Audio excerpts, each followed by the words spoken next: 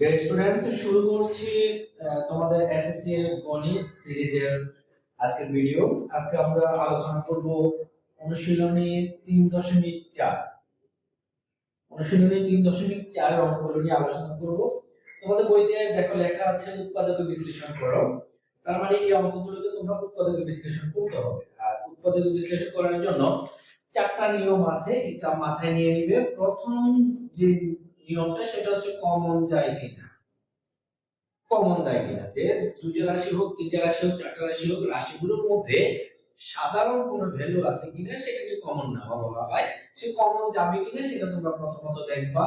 যদি কমন না যায় তখন তোমরা সূত্র প্রয়োগ করবা, যে লাইনটাকে কোনোভাবে সূত্র প্রয়োগ করা যায় কিনা, যে লাইনটাকে উৎপাদক বিশ্লেষণ করতে বলবে সেটাকে সূত্র প্রয়োগ করা যায় কিনা সেটা তোমরা দেখবা।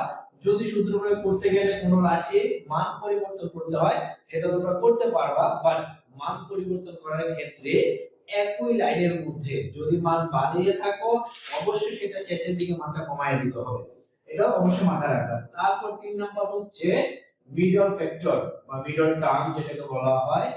আমরা এই প্রসেস ব্যবহার করে উৎপাদক বিশ্লেষণ করতে পারি। যদি এই তিনটা একটাও কাজে না লাগে তখন আমরা সর্বশেষ যে ধাপ বা যে নিয়ম ভাগশেষ উপপাদ্য, আমরা সেই নিয়মটা অনুসরণ করেই উৎপাদক বিশ্লেষণ করব। তাহলে বুঝতে পেরেছো, যখন উৎপাদক বিশ্লেষণ করতে বলা হয় তখন আমরা প্রথম দেখব কমন যায় কিনা। যদি কমন যেয়ে থাকে কমন নিয়ে নিব, তা না হলে আমরা দেখব সূত্র প্রয়োগ করা যায় কিনা ওই লাইনটাতে। যদি সূত্র প্রয়োগ করা না যায় আমরা দেখব মিডল টার্ম করা যায় কিনা। এই ক্ষেত্রে মিডল টার্ম করার কিছু নিয়ম আছে, তোমরা অবশ্যই আমার ভিডিওতে দেখবে। আমরা যে ভিডিওটি মিডল টার্ম ফ্যাক্টরের জন্য করেছি ওই ভিডিওটা দেখে আসবে, তাহলে মিডল টার্ম কিভাবে করতে হয় সেটা বুঝবা। আর ভাগশেষ উপপাদ্য, এটার একটা আলাদা নিয়ম আছে। তো আমাদের অনুশীলনী 3.4 এর যে অঙ্কগুলো আছে ম্যাক্সিমাম অঙ্ক ভাগশেষ উপপাদ্য ফর্মুলা ব্যবহার করেই উৎপাদক বিশ্লেষণ করা হয়েছে। সুতরাং ভাগশেষ উপপাদ্য কিভাবে করতে হয় সেই প্রসেসটা একটু জেনে নাও।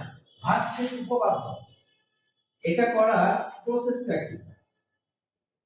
দেখো, অঙ্ক যদি করতে হয় তুমি অঙ্ক করতে পারবে, শিখতে পারবে। যেমন অনুশীলনী 3.4 এ টোটাল 16টা অঙ্ক আছে।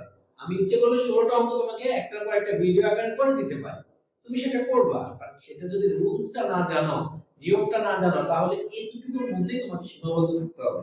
আর যদি রুলসটা তুমি একবার জেনে যাও তখন কিন্তু তুমি এই 16টার মধ্যে সীমাবদ্ধ থাকবা না, এর বাহিরেও যত অঙ্ক আসবে তুমি দিতে পারবা ভাগশেষ উপপাদ্য ব্যবহার করে। তাহলে জানতে হবে ভাগশেষ উপপাদ্য জিনিসটা কি, এটা কিভাবে প্রয়োগ করা হয়। ভাগশেষ উপপাদ্য হচ্ছে তোমাকে যে রাশিটা উৎপাদক বিশ্লেষণ করতে বলবে ওই রাশিটার মান তুমি আগে জিরো বানাবা। আমার কথা কি বুঝছো?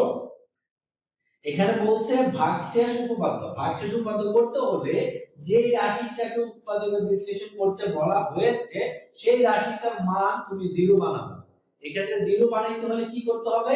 যেহেতু 3 এর মান আমার জানা আছে, 2 এর মান জানা আছে, 5 এর মানও জানা আছে, সুতরাং এই জানা মানগুলো আমার ধরার কোনো প্রয়োজন নাই। আমরা ধরবো হচ্ছে যে মানটা অজানা, যেটা ভেরিয়েবল বা চলক, আমরা তার মানটা ধরবো। এখানে a কিউব a, এই যে a একটা রাশি আছে, এই রাশিটা কি মান ব্যবহার করলে পুরো রাশিটার মান জিরো হয়ে যাবে আমরা সেটাই খেয়াল করব। তো এটা ধরার কিছু টেকনিক আছে। টেকনিকটা হচ্ছে সর্বশেষ যে ভ্যালুটা থাকবে অথবা সর্বশেষ ভ্যালু এবং সর্বপ্রথম ভ্যালু সহ এই দুইটাকে গুণ করে যে গুণফল আসবে, এই গুণফলের উৎপাদকগুলো 1 3 5 15, এই উৎপাদকগুলোর মান আমরা একবার পজিটিভ একবার নেগেটিভ ধরব। তাহলেই দেখবা এই রাশিটা কোনো না কোনো জায়গায় গিয়ে জিরো হয়ে যাবে। আমার কথা কি বুঝছো? আমি আবার বলছি, সর্বশেষ যে সংখ্যাটা থাকবে তার সাথে প্রথম সংখ্যা, প্রথম রাশি সহ এই দুইটা গুণ করলে যে গুণফল আসবে সেই গুণফলের উৎপাদক মানগুলো তোমরা লিখবা। এই উৎপাদক মানগুলো লিখার পর আমরা প্রত্যেকটা ভ্যালুর একবার প্লাস একবার মাইনাস করে এর মান ধরব, তাহলে দেখবা জিরো চলে আসবে। আচ্ছা, এখন আমরা অনুশীলনী 3.4 এর 1 নাম্বার অঙ্কটা সলভ করছি। এখানে দেখো প্রশ্ন হচ্ছে 3a cube plus 2a plus 5, এই মানটাকে আমরা ভাগশেষ উপপাদ্য সাহায্যে উৎপাদক বিশ্লেষণ করব। তো সেটা করতে হলে আমি বলছিলাম যে a এর এমন একটা মান ধরবো যে মানটা ধরলে পুরো রাশির মানটা 0 হয়ে যায়। আর এটা ধরার টেকনিকটা হচ্ছে 3 5 15, আমরা 15 এর যে উৎপাদকগুলো আছে 1 3 5 15, আমরা এই উৎপাদকগুলো ব্যবহার করব। প্রথমে প্লাস 1 দ্বারা করি, দেখি প্লাস 1 দ্বারা করলে এটা হবে না, কারণ দেখো সবগুলো চিহ্নই প্লাস, তো একই রকম চিহ্ন থাকলে তো আমরা যোগ বিয়োগ করতে পারছি না। এটাই তো টেকনিক, একটু বুদ্ধি খাটাতে হবে। যেহেতু একই রকম চিহ্ন, এটা তো যোগই হবে, বিয়োগ তো হবে না। সুতরাং এখানে আমরা প্লাস মানটা ধরলে কাজ হবে না, জিরো আসবে না।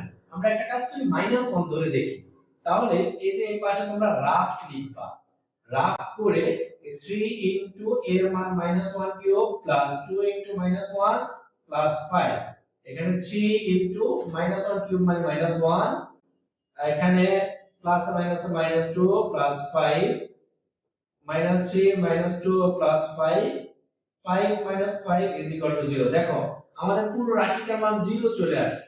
কখন 0 আসলো? যখন আমরা a এর মান ধরছি -1, তাই না?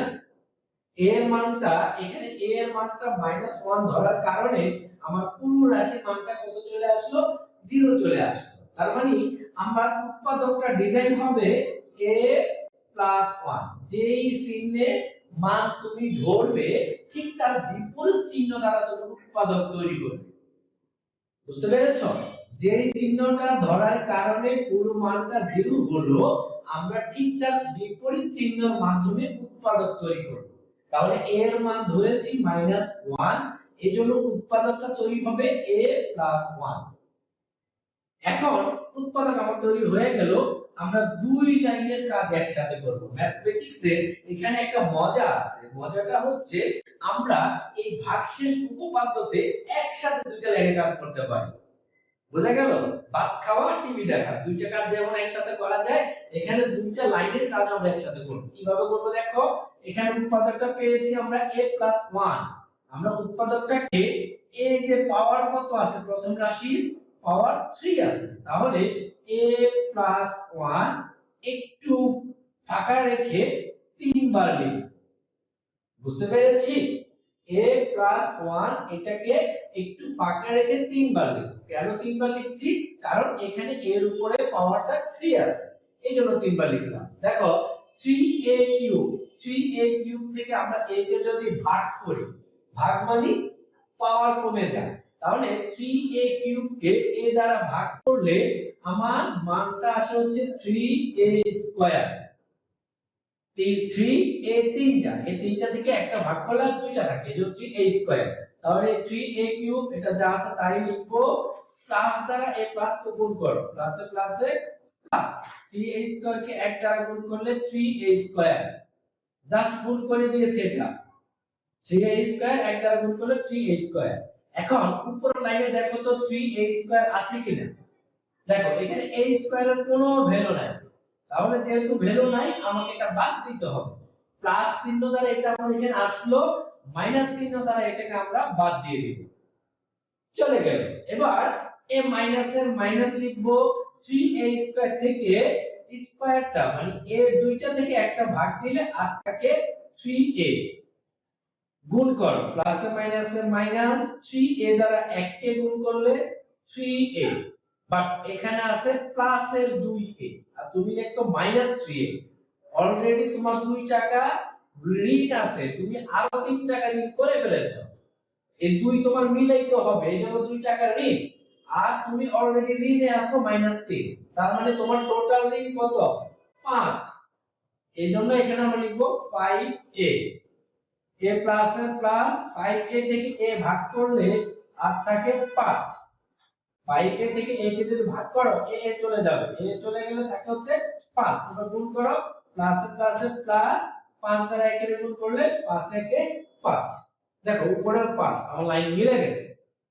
এটা করার সিস্টেমটা হচ্ছে উৎপাদকগুলো যখন লিখবা প্রথম রাশিটা বসায় ফেলবা, ঠিক যেভাবে আছে এভাবে বসাবা। দেন প্রথম রাশিকে প্রথম অংশ দ্বারা ভাগ, ভাগফলটা লেখার পর দ্বিতীয় অংশ দ্বারা গুণ, গুণ করে আবার উপরে মিলাবা এই লাইনটা আছে কিনা। বা এই শব্দটা আছে কিনা, থাকলে সেটা কত আছে প্লাস মাইনাস করা লাগবে কিনা সেটা লিখবা, আর যদি না থাকে ঠিক যেমন আছে এমনই বাদ দিয়ে দিবা। বাদ দেওয়ার পর আবারও দ্বিতীয় উৎপাদকে প্রথমটা দ্বারা ভাগ করবা, ভাগফল লিখে দ্বিতীয়টা দ্বারা গুণ করবা, দেন এখানে উপরের সাথে মিলাবা, মিলানোর পরে লিখবা, লেখার পর আবারও প্রথমটা দ্বারা ভাগ, দ্বিতীয়টা দ্বারা গুণ, দেখবা শেষ পর্যন্ত মিলে যাবে। এবার আসো a+1 a+1 a+1 তিনটা থেকে একটা কমন যাবে, আর থাকে 3a² - 3a + 5। বুঝতে পেরেছো? এখন এটা মিডল ফ্যাক্টর যায় কিনা তোমরা দেখবা, 3 5 15, 5 3 15, এটা আর মিডল ফ্যাক্টর যাবে না, তার মানে এখানেই অ্যানসার। মাঝে মাঝে কিছু কিছু অঙ্কের ক্ষেত্রে এটা মিডল ফ্যাক্টর যায়, তখন মিডল ফ্যাক্টর করে ফেলবা, আর যদি না যায় তাহলে যে এখানেই অ্যানসার করে ফেলবা। তো অঙ্কটি কেমন লাগলো সেটা অবশ্যই জানাবে। তোমাদের যদি আর কারো কোনো কিছু জানার প্রয়োজন হয় অবশ্যই আমাদের ভিডিও কমেন্টসের মাধ্যমে জানিয়ে দিবে। বেশি বেশি শেয়ার করবে। ধন্যবাদ সবাইকে।